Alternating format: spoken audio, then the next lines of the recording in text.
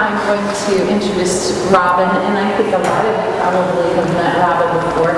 She is Bostrom, and she is a business specialist with Main Street Iowa staff, and she's come to Jefferson quite often. I think this is my third time doing this gig for you guys, so yeah, it's really fun to come back here every time, so And thanks for having me. This year, she did one on, it was strictly social media.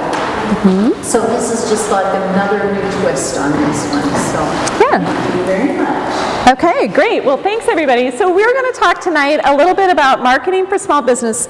I do have a copy of the PowerPoint here if anybody wants that when you leave tonight, or if you're one of those people that likes to scribble notes, feel free to grab that. And then we've got a few other handouts that we'll talk about as we're going along. But we're going to go ahead and get rolling.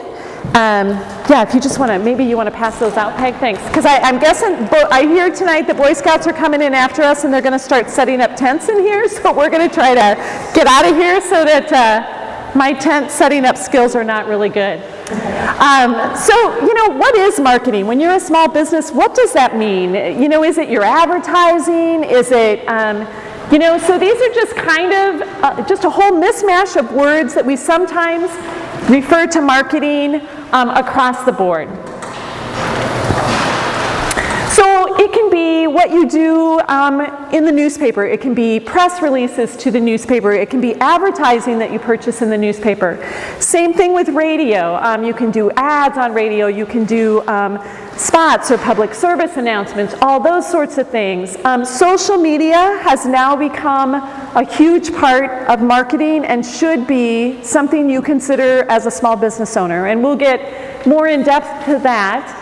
But one of the things we have seen in all the market analysis work that I help our communities do across the state is that social media has now become number one to the consumer on how they learn about what's happening in communities and in businesses. So it's really important that we have some kind of engagement on social media. Email may be a good way for you to market depending on the type of business that you have. And so there are some do's and don'ts related to that, but that might be something. Some businesses are seeing postcards become kind of coming back as a nice marketing tool for folks. So again, it kind of depends on what your business does. Flyers can be a good way to get it out. Word of mouth is still a really powerful marketing tool, especially if it's positive word of mouth. It can go the other way for you as well. Swag merchandise or things with your logo on it, things that you give away to people that they carry around that has your logo on it can be a very good marketing tool for you. And then there are just some other, so many more things that we're going to talk about. So really, everything is marketing in today's world as a business owner. How you carry yourself in the community, all those sorts of things now matter to the customer when it comes to marketing your business.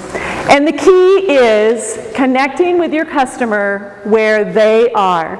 So it's really important that you understand your customer, where they come from, what their demographics are, and what their touch points are.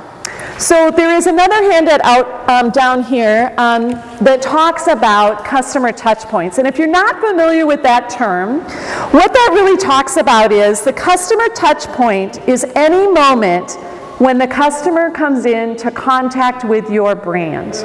So everything you do with your business becomes the brand of your business. How you answer the phone, how you package things, everything reflects back to the brand that every day as you operate and carry yourself, you are creating that brand mentality for your business. So this includes, so again, those touch points include before, during, and after a customer purchase. So what we really want to do is, if you run a business, it's really important for you to, and you're looking to improve your sales and build your brand, you should consider thinking less like a business and start thinking more like the customer. If you were your customer, how would you want to be treated? What do you need? What are the things that you, as if you were a customer of your own business? And sometimes that's hard to step back on the backside and think that way.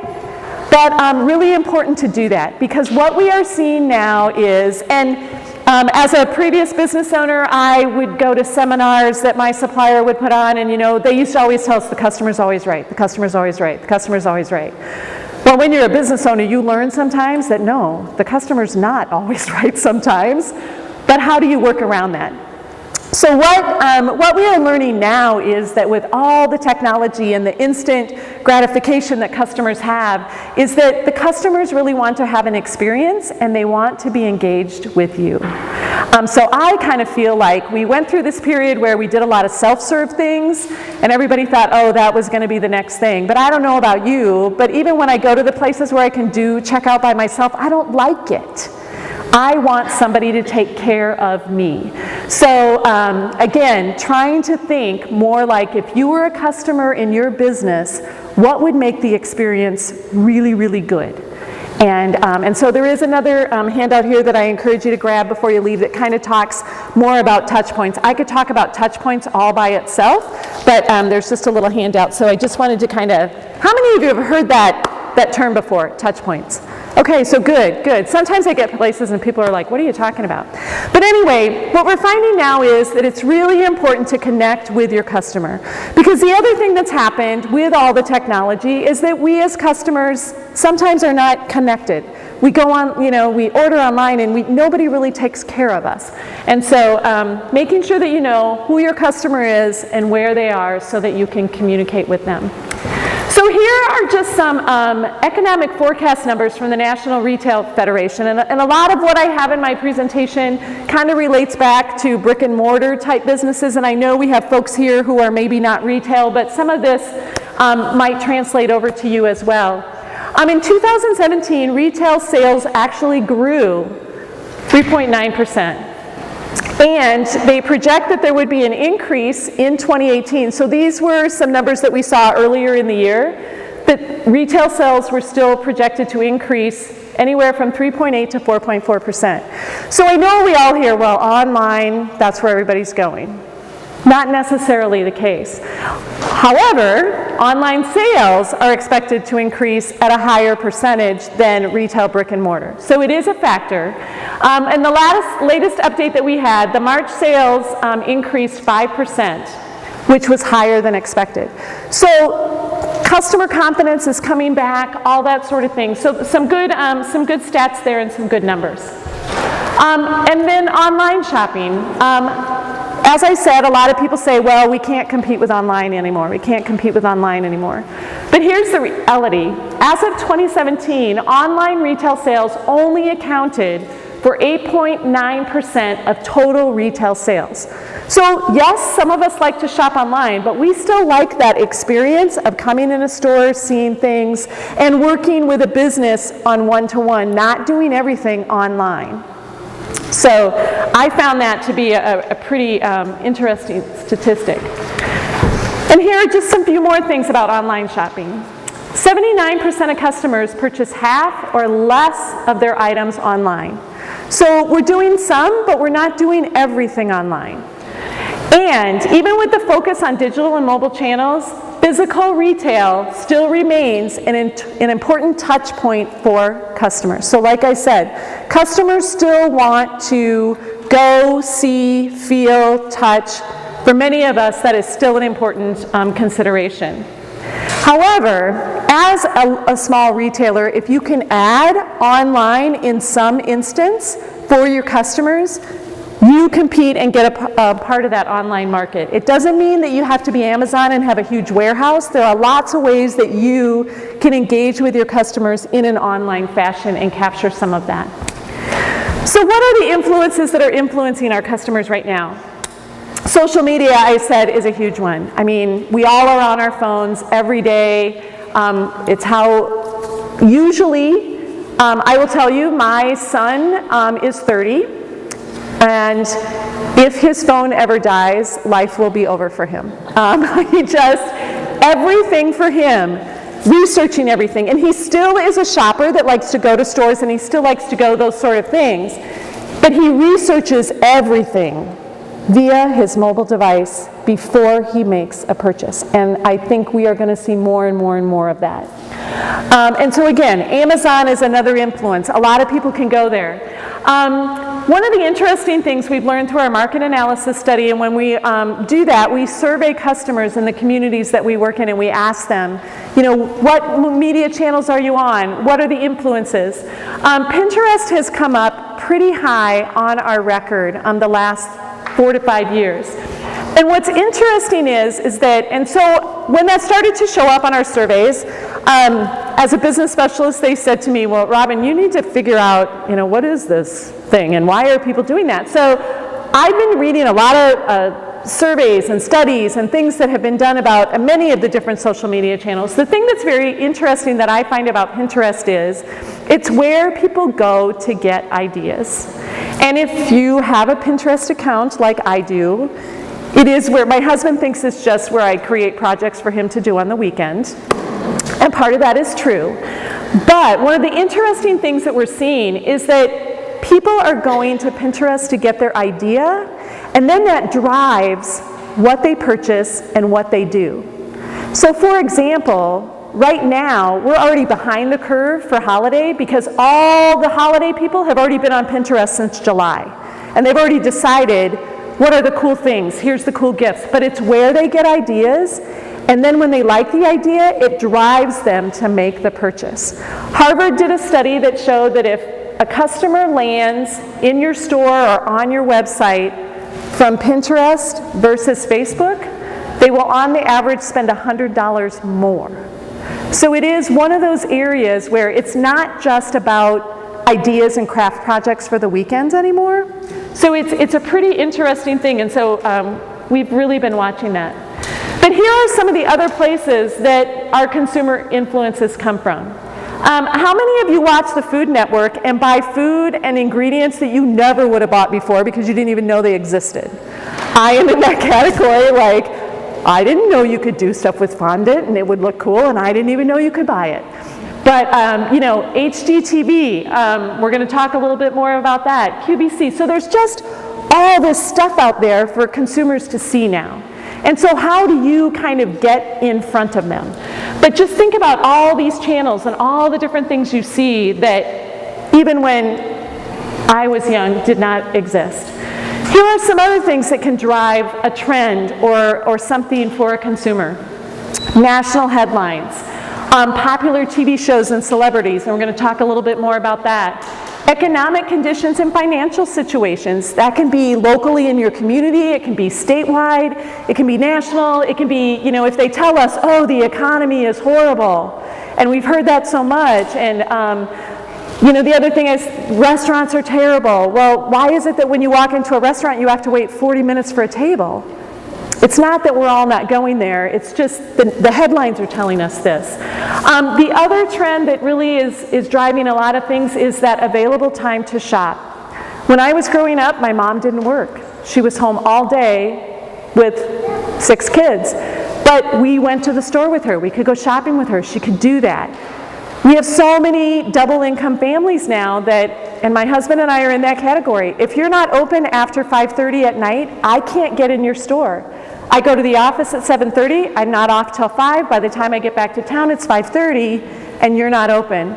So I have to go shop in a store that is open.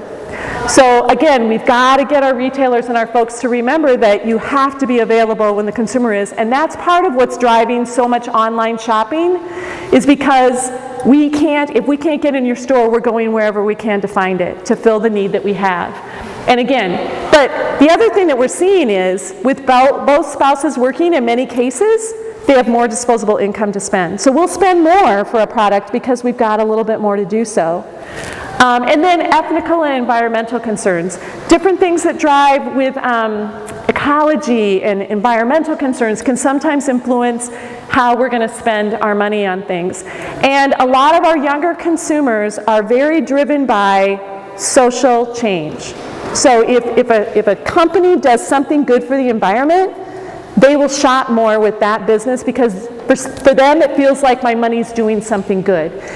And this is where I think another area where we as small business owners kind of dropped the ball. And I know when my husband and I used to own the grocery store in our community that had been in his family for 60 years. So we were the third generation owner-operators. And, you know, we did a lot of civic things. We donated to everything, but we never talked about it. It was what you just did quietly as a business owner. And I think if we would have been more, if we would have thought more about, had the community known the investment, you know, that we sponsored this Little League team, and we donate to every post-prom in a 50-mile radius of our grocery store, which we did. And we would put the little sign up that said we donated to post-prom, but we never really talked about it other than that. Think about Starbucks and Tom's and all those big organizations that when they do social good, we all hear about it. So I think we as small business owners need to kind of not be so humble and toot our horn a little bit more about the things that we are doing, because again, that plays into the marketing of your business and your social engagement and civic duty in your community. So let's think about some of these. You all know who Chip and Joanna are. None of us knew what shiplap was until they showed up, and now we will spend big money for it. We buy rusty stuff that we put in our houses. They are definitely an influencer, and they have turned the home decor world upside down. And again, an influence that wasn't there. Craft beer. None of us, when I was growing up, you didn't go on a craft beer run. You know, you went to get Old Milwaukee and whatever. And now we have an entire stores and sections of stores, you know, that are designated for this. We have breweries opening up. Every community in Iowa wants a brewery and a brew pub and a tap room. It is one of the hot new things. And many of them can survive in our smaller communities and do very well. So again, just changes in the marketplace that are changing and influencing what we as customers are willing to spend money on. We'll spend way more money for a craft beer than we will for an Old Milwaukee because it's cool and it's different. Bohemian fashions and all of that kind of earthy stuff, again, is organic. It's really driving the market. And things that are mobile and right where we as consumers want them, food trucks and those sort of things, bringing the product right to the customer and making it easy for them. That's part of what's driving how customers are shopping and spending their money. So what is your strategy for your marketing? And sometimes we don't really think about what is our strategy? What do we want to accomplish with the money and the time that we are investing into the marketing for our business? So number one, you have to know who your customer is. What are their demographics? How old are they? How much money do they have to spend? All those sorts of things. If there's ways for you to capture your customer information, I really encourage you to do that. Their name, their email, their birth date, any other key information that you can get on them. And sometimes if your point of sale system doesn't allow you to do this, find other ways to do it. So keep a little black book, start a file on your computer where you're inputting that information.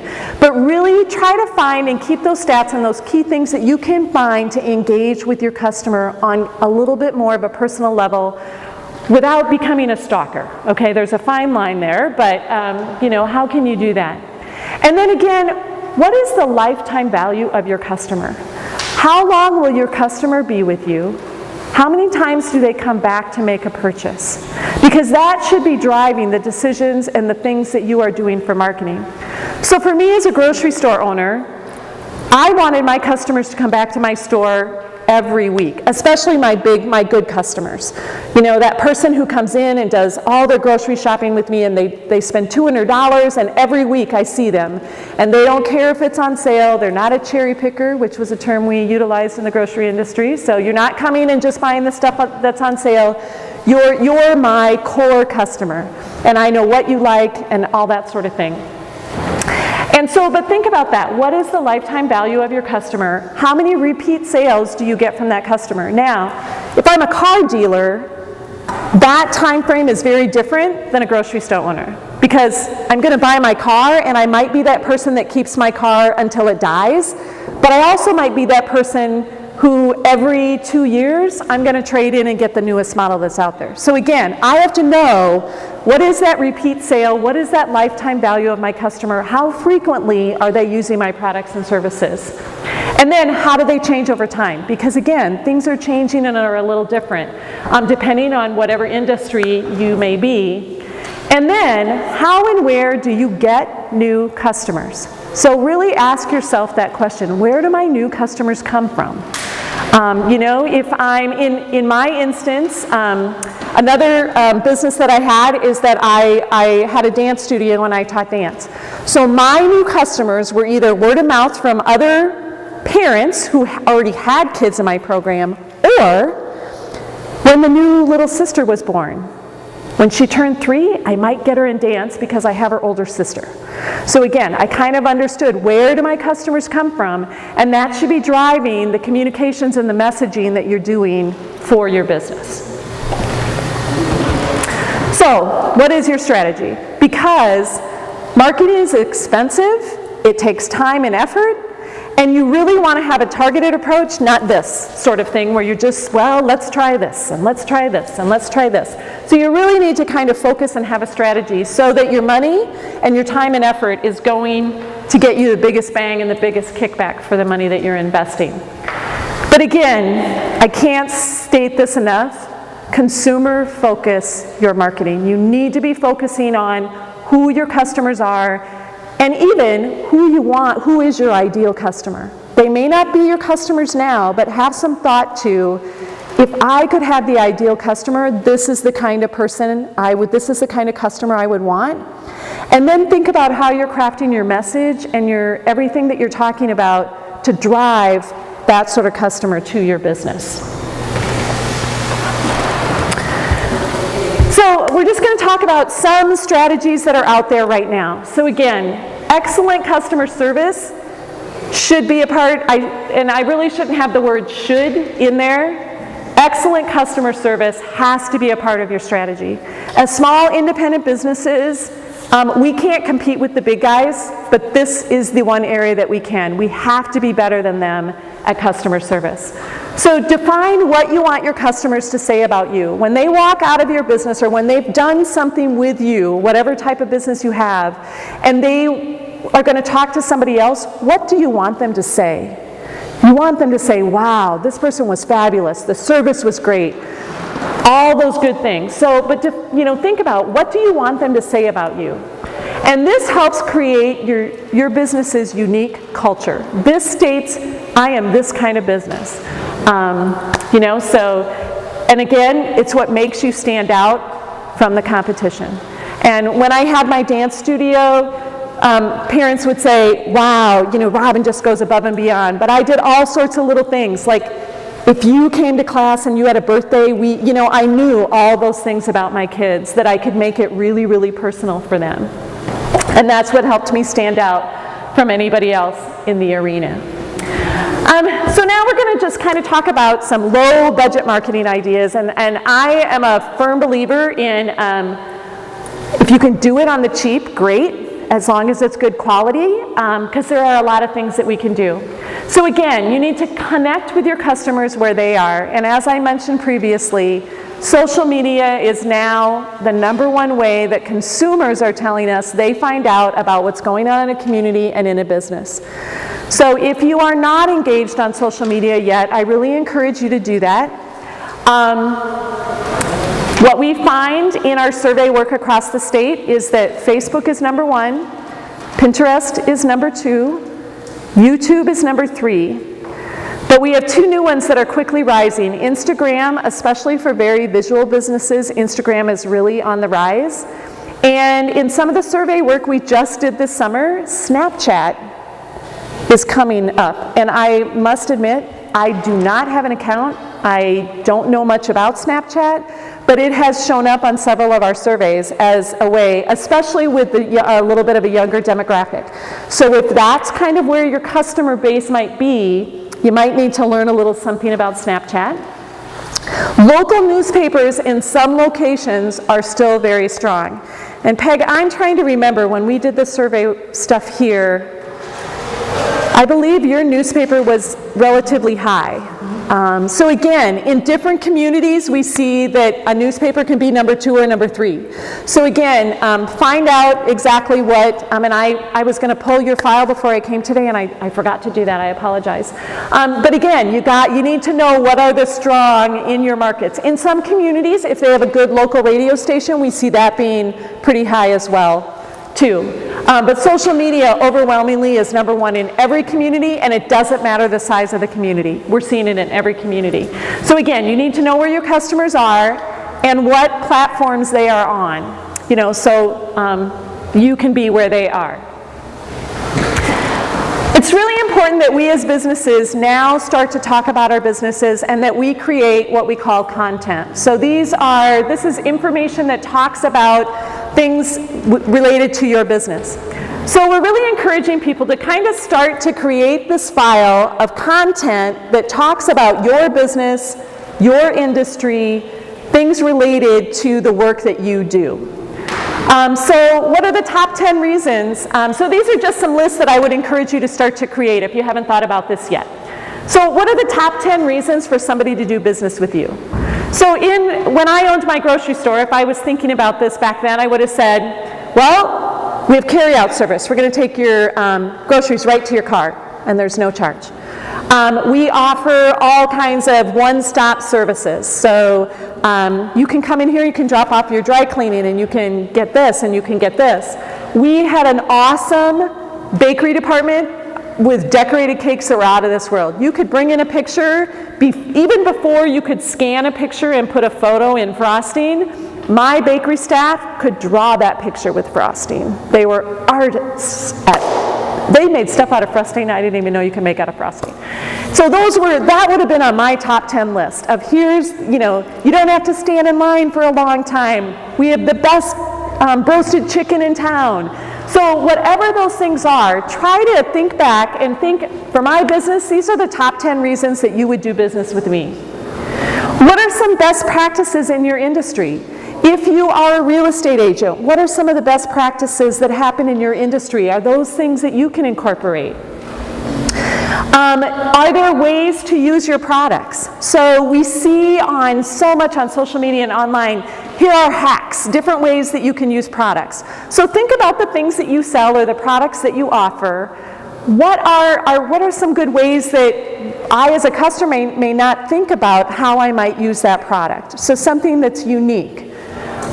Tips for using your product or service. So if I'm a gift shop and I sell bread mixes or dips or wine or whatever that may be, what are some tips that can encourage my customer to use those products in a way they may not always think about? Or here's a way to do this for the holidays. So again, it's that little extra added bonus that we give to our customers that tells them how to use my product. And then, is there a best time of year for your product or service? Because depending on what we sell and what we offer, we all have ebbs and flows in the industry that we're in. And so making sure that you're communicating to your customer, this is the best time of year to buy mine. Best Buy and electronic stores do this great. We all know when TVs are on sale. It's right before the Super Bowl, right? And we know it because they tell us, best time of the year to buy a TV is right now. So think about the industry that you're in. Are there some of those that might apply that you could, So again, start creating lists of these ideas and just kind of stick them in a file because it's what you're going to use when you're communicating out in some of these other mediums about your industry and set you apart. What you're trying to do is determine you and your business as a leader in the industry that you are in. This is another thing that we're seeing. Creating instructional videos is really important. As I said, YouTube is number 2 on how customers get information. How many of you watched a video on your phone today that maybe came up on your Facebook channel or something? Yep. I watched 3 of them today, all from my phone. When I was on my lunch hour going, oh, isn't that cute? Oh, that's so funny. And there are really easy ways. We can all create them with our phones now. So think about your industry and the business that you have. What little short videos could you do that talk about your products, your services? So it's not just showing, showing the products that you sell, but again, those sorts of things. Could you create a recipe and do a short video? I mean, that's another one that I see a ton, and I always watch when it pops up and we're like making this wonderful thing and they've sped it up, and it's like in 30 seconds you see how they make this pan of bars that looks wonderful, and you're like, oh, I'm going to do that. Again, use your smartphone, and if you're not the tech savvy person, there's probably somebody on your staff who is. Maybe it's your kids, your grandkids, your niece, your nephew. We see a lot of good partnerships with high schools and college students. So if you don't have the skills, try to find somebody who can help you kind of do that. And again, as I said, social network channels are huge. And most of them are free to use. So again, they take a little bit of time, a little bit of knowledge, and you do need to be consistent. As I said, the top 3 in Iowa are Facebook, Pinterest, and YouTube, but Instagram is quickly on the rise. So you may not need to be on all of these channels, and I was going to say, if you have to only choose one, then Facebook is definitely where I would be right now. But again, ask your customers where they are. How did you hear about us? And just try to do a little research to find out what channels are they using, and then use those. I have many businesses that are like, you know what, I don't even use Facebook anymore. Instagram is where my people are, and that's where I am. And we're seeing a lot of gift shops. The Iowa Restaurant Association, we do a lot of work with them, and restaurants are using Instagram because photos of attractive food is what's driving people right now. So I know when we work with Jessica Dunker, who is the CEO of the Iowa Restaurant Association, she is telling us if you're a restaurant, you need to be on Instagram, period. So they're seeing in the studies that that's really where people need to be. DIY infographics.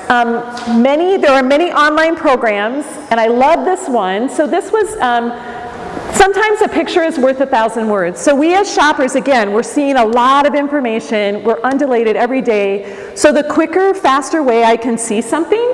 And so this is an Instagram, or an infographic that was put together for weddings. And it's just kind of talking about, and it was put together by a bridal shop. So this is what you're going to spend on weddings. And then later, they had done something about, okay, well, it says this is what we spend on a dress. You can get your dress much more affordable at my shop. So again, they were taking national information and all that sort of thing, but doing and this was a part of a little campaign that they had done on their Facebook page, which I thought was really, really good. So there are ways to just create these through online sources now. Again, how can you share data that's relevant to your business or industry? You guys have market analysis data that is about your customers and the things on your community here. PEG has all that information.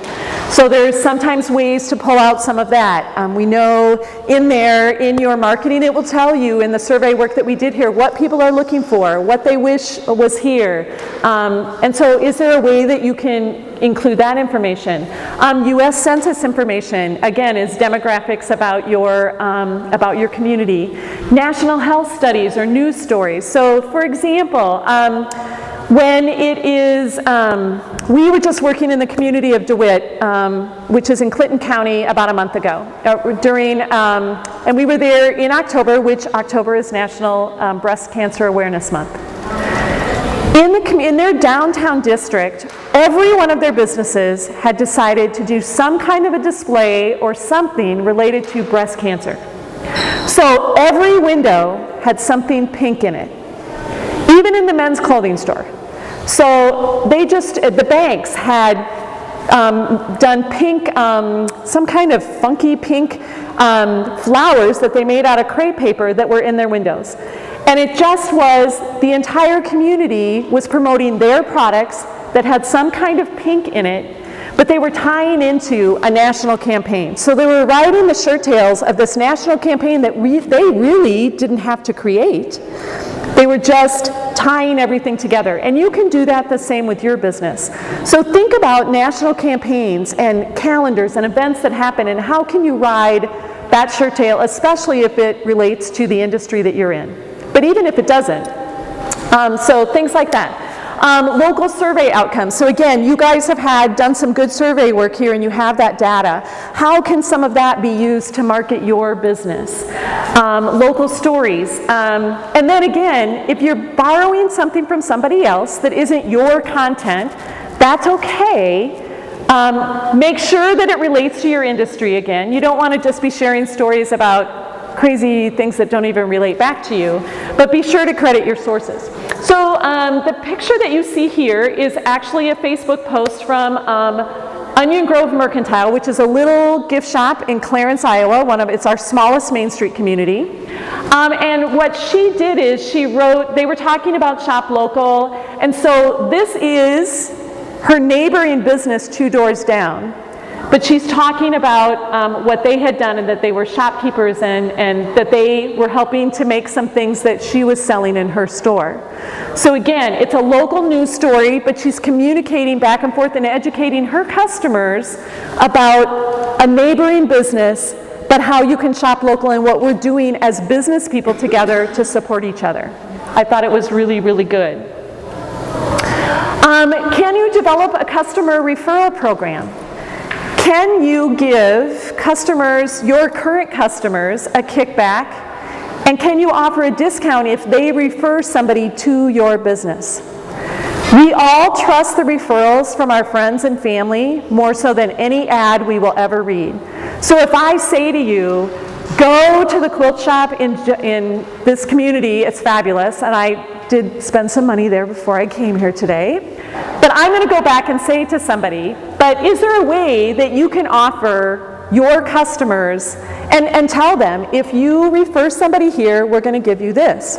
For example, I also, I donate plasma. My son works for a company that is plasma, and he got me into attending and going and donating plasma. The facility where I donate plasma has a buddy program. If I donate somebody to come in and donate plasma, I get a kickback and they get a kickback. Because they understand that now they have a new customer. And so they're offering me a little bit of an incentive to help bring those new customers in. Does that work in your industry? How could you do that? Word of mouth is powerful stuff, and customer testimonials are great. Again, if a customer says something good about you, like, maybe ask them, would you mind if I shared this on my social media, or on my Facebook page, or in one of my ads? Again, that customer testimonial, we trust that from our friends and family. Offer a discount, a free item for a referral, a bonus to new and current customers. So here's what Verizon does. So all the major people are doing it. How can we do it on a smaller level? So for example, in my, we did a lot of things in my grocery store with our bakery department. We realized that one of the things, people love like that little sweet, I don't know what it is. Donut holes, which were the leftover middles from making my donuts, were the cheapest thing my bakery could make. And so that was kind of like the thing that we would give to people, because it cost me, to give away a dozen donut holes, it cost me about 36 cents. But when the customer got it, you would have thought I gave them a $10 bill. So again, think of those little things in your industry, the little perks that you can add on to reward your customers that makes them feel special, but it doesn't cost you an arm and a leg. So again, what can you do to give them that little bonus for being a good customer and for bringing you their friends and family? Can you create a customer loyalty program? This was one of the biggest things we did in our grocery store, and we did it probably 20 years ago before having loyalty cards was kind of the thing. I mean, we all have them now. You could probably open your wallet or your purse and you've got lots of them, right? Because they work. When we get a kickback, but what I was able to do through ours is, I was able to see who were my best customers. You can capture that data. If you can't afford to do a big computerized system and fancy cards, can you do it with a punch card? Can you, what are those things that you can do? We did a milk program. Our milk sales went out. I mean, our milk sales, we were breaking every record we'd ever done in milk sales, where when you bought 15 gallons, we gave you your 16th free. And I worked with my milk suppliers and said, will you do this program with me? They paid for the free gallon of milk that I gave away. because they understood too that when I was running Kemp's, when Kemp's was my distributor and they were doing it, my customers didn't care what kind of milk they bought, but they knew that if they bought Kemp's milk, their 16th gallon was free. So now Kemp's is getting most of the sales in my department. So again, think about your suppliers and the people that you work with. Can you partner with them? Because they're going to benefit from it as well, because their product is going to be purchased more. And again, maybe you can reward those customers without it really costing you much. Can you do a newsletter or a blog? These have become very popular because again, we as customers, if we can learn something from you, we feel better about doing business with you, and we feel more like we're your friend than we're your customer. We feel like we're closer to you. So can you share your knowledge of the industry? If you're doing a newsletter or something, maybe it's not something we can do every month or whatever, but could you do it quarterly? Could you send it out? Again, think about the ebbs and flows in your business, and when would it be most important to educate people? You know, especially before fourth quarter is when we find for a lot of businesses, you know, people thinking about the holidays. So if you need to educate people, order early or whatever. MailChimp is a free way that you can do that. There's a lot of good things out there that you can do. And again, you could also just do it electronically, not anything that you have to mail. If you can capture customers' email. If you are ever doing a drawing for anything in your business, you need to capture customer information. If you're not doing that, that's an instant way to build your database of who are my customers. They always have the opportunity to opt out if they don't want to receive it anymore, but it is the best way for you to kind of build that database of customers. Promote your awards and your recognition. So do you have the best tenderloin in Iowa? That was just all over the news, and it's a restaurant in Corning, Iowa that has the best tenderloin in Iowa. Everybody's going there to eat this tenderloin now if you like tenderloins, because it's the best in Iowa. So are there things that you as a business owner have won? My husband and I actually won an award for being the best marketer in our region when we owned our grocery store. So we kind of promoted that. When you win outside awards, it builds your credibility to customers. You are better. You are more quality. So again, we sometimes, as Iowans, we are humble and we don't like to toot our own horn.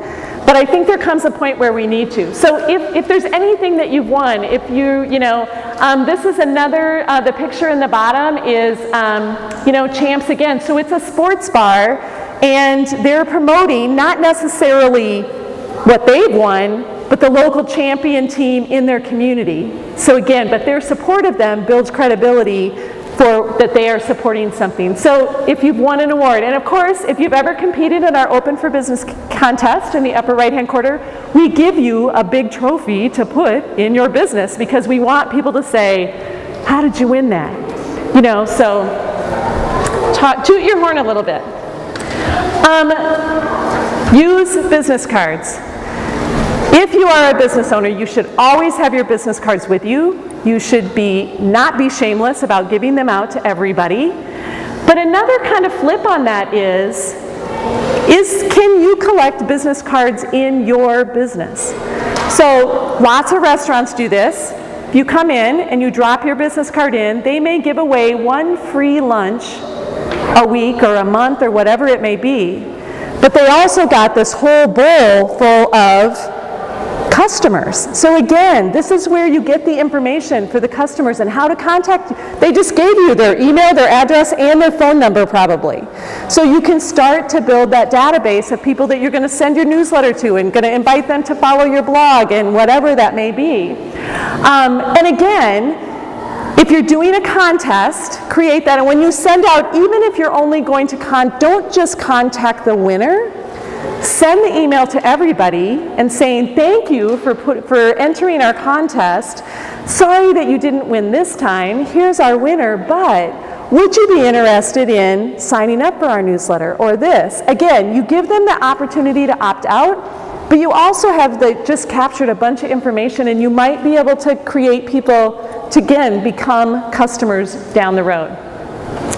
Business cards are really, I was just at our Upper Mississippi Main Street conference that we had in Winona a couple weeks ago, and I was sitting in on a national speaker who was talking about marketing in this, and so she went around the room, and so we're a room full of business owners and Main Street directors, and she had a little bucket, and she said, "I need your business card." And she was like all over people who did not have a business. "Why don't you have a business card with you?" She said, "Are you a business owner?" And they were like, "Yeah." And she goes, "Well, you need to have a business card with you all the time." So I again say, if you can carry it with you, if somebody asks, you want to make sure you have it. And it's a pretty cheap way to do that. Can you host a class or a workshop? Are you somebody in a type of business that can teach a skill to somebody? We all want to learn more, and again, it's all about the experience. So it's not just the make and take places, but quilt shops are doing it. You go and you learn a class. If you're a financial investor, can you hold a class to teach people what they need to know about investing? If you're a realtor, can you host a class on, are you getting ready to sell your house? Here's what we recommend you do to stage your property. So think about your customer and what you do in your industry. How can you share that knowledge with your customers and others in the broad community? Because you have a wealth of knowledge in your industry. Find ways to share that with people. So again, you become the leader in your industry in the community that you're in. You build credibility, you're the expert. Again, community engagement opportunities. Here again, NFL with the pink ribbon. Did they create breast cancer awareness? No, but they're right in the tail, just like I talked about in the community of DeWitt. So how can your business do that? Parades, festivals. Can you be a speaker in an event? Again, when you speak, people think you're an expert. And if you are an expert in your industry, you're simply sharing the knowledge that you know there. In our grocery store, once a year we would bring in celebrity baggers from the community. So for one day we would do this little fun event. We would bring in the guy from the bank, people who didn't know anything about how to bag groceries, but they were kind of local celebrities. So we found a way to kind of create this fun thing for them to be there. And again, national campaigns. There's national campaigns out there, wear red, everything. How can your business just kind of ride on that shirt tail of what's already been created? Obviously, Small Business Saturday is coming up on November 24th. Every business should find a way to partner into this. I know you guys here have signed up to be a neighborhood champion, so there are events. But again, this is another national campaign. You don't have to create. Ride the shirt tails of it. Find a way to let your customers know, support me, I'm a small business. And that's coming right up. The website also has tons of, you don't even have to create Facebook pages or email campaigns or anything. It's already done for you. You take the template, pop in your information. These are just some other cute little gorilla things I'm going to breeze through really, really quickly. This is Axe Cologne, who did this sticker campaign of stick women chasing the men, and they put the stickers up by all of the men's restrooms that just said, chase the men, because, I mean, it's brilliant. Really funny. You probably need to have some of these, you probably need to ask advice before you put them up. Sometimes it's better to ask forgiveness afterwards, but the other one were just poll stickers that had been put on a bar to promote a local beer. So again, super easy. This one, Mr. Clean. So what does Mr. Clean do? They make things clean. So what they did is they just put a Mr. Clean sticker on a crosswalk, and they painted one of the crosswalks new and fresh, so it looks like if you use Mr. Clean, even the crosswalks are again, just these are just some guerrilla marketing campaigns. This is a little sticker for Guinness beer that is wrapped around a cue stick, because we're in the pool hall and there it says Guinness. It's that subliminal marketing, like, oh, maybe I should do that with your local beers or whatever that may be. This is a graffiti that is, again, put on the side of a building, but it's promoting a local car dealership, and they called it street art. Again, this is when you want to make sure you have permission, that you don't go paint somebody's building. But again, another idea of getting your word out there. This is called reverse graffiti, which I thought is cool. So they make a stencil. They just put it on the concrete or on the street, and they clean the area where they put the stencil. And so it looks kind of faded, but when you're walking down the sidewalk, you're like, oh my gosh, Domino's Pizza. Again, does that work? Can you do that outside? So I know you guys have done the rain thing here. So would there be an opportunity to do something like, if I'm somebody and I sell umbrellas, if I'm a gift shop, maybe I want to do that and do it right out on the sidewalk in front of my business that says, raining today, umbrellas inside. Again, it only shows up when you need it. This is another one that they had done. This was for Shark Week, so this is a major campaign, but they took these old surfboards, put their stickers on them, and then they just laid them on the beach. And people would go by and go, oh, Shark Week. But again, just kind of get you thinking, is there something like that that works in your industry where you can just casually leave things laying in certain places, in waiting rooms, in public places? This is a little store in Edgewood, Iowa, small community. So the business in the back in the gray is called The Market. They are a wonderful home decor store, but they are a little ways off the main highway. So they just kind of did the Burma shave thing. They got these little signs that just said, treat yourself. But what I love about this is that on every little sign that they have that brings you from the highway a half a block down to their store, their logo is on the bottom of every sign. So again, they're being subliminal. On every little sign you read, their logo is right there. So you know what business you're doing. But treat yourself to a little whatever. They were just trying to drag people down off the highway to their store. So again, think about your marketing plan. Is it working? Is it not? But you need to think about some of these things. You need to attract your visitors. You need to convert people that come in to be customers. You need to retrain and grow them as customers. So again, how do you build that loyalty? And then again, you have to measure. So you have to constantly be looking at, who are my customers? Where are they coming from? What are my sales? How many times are they a repeat customer? How do I get them to buy that little extra thing? When I first started my career in retail, I worked for the Maurice's Corporation, and it was a big deal for us to have what was called a multiple sale, which means every time you rang up a sale, you never wanted to sell just one thing. It was always like when you were buying the pair of jeans, oh, did you see the shirt that we have that go with? Do you need a pair of earrings to match that? Do you need the socks that match that? So we always wanted to make sure that we were not selling just one item, that we were always adding on to it. So again, think about that with your business and the products and services that you offer. How can you take that customer from a basic to adding things on to the sale so that you're creating additional revenue?